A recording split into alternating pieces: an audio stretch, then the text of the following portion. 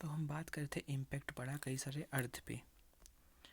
अब फिर इसके बात करेंगे कि ट्रांसफॉर्मेशन हो गया तो उनकी अडेप्टिव स्ट्रेटजी में कैसे अडेप्ट करते थे। तो पहले तो उनमें एनाटॉमिकल चेंजेस आए, जैसे बाइपेडल मैंने कहा था दोनों पैर पे चलने लगे थे, और उनके ब्रेन का साइज़ इंक्रीज़ होने लगा, जिससे कि टूल बनाने शुरू कर दिया उन्होंने।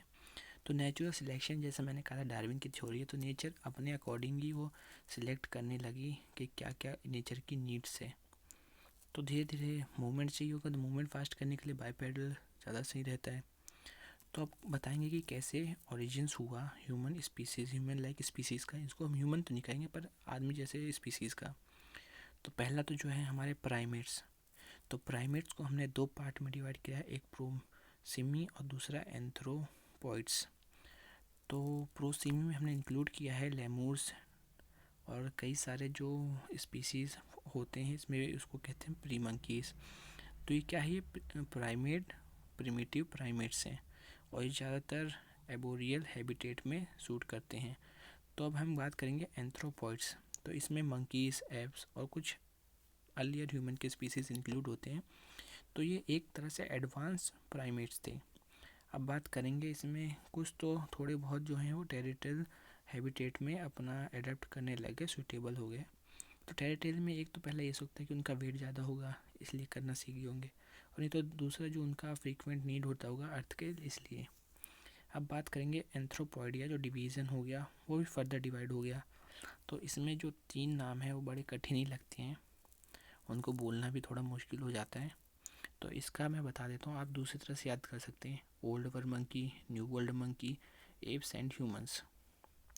तो जो फर्दर डिवाइड हो गए, पोंगिडाई और ह्यूमनॉइड, तो एप्स, चिंपैंजीज, गोरिल्लास, यही सब इंक्लूड होने लग गए। और होमोनिडिया में मॉडर्न ह्यूमंस और जो कई सारे स्पीसीज़ जो है एक्सटिंक्ट हो गए थे वो सब इंक्लूड होते हैं।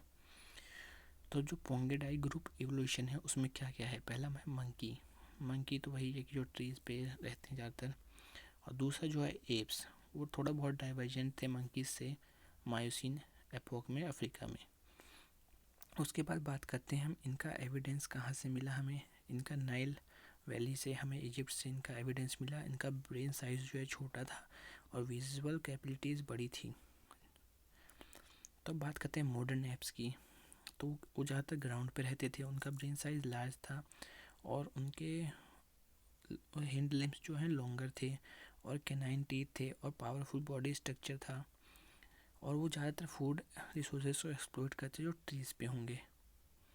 अब इनके बात करेंगे हम कि एप्स जो है वो अदर स्पीसीज़ के साथ मिक्सड हो गए, इंटरमिक्सड हो गए।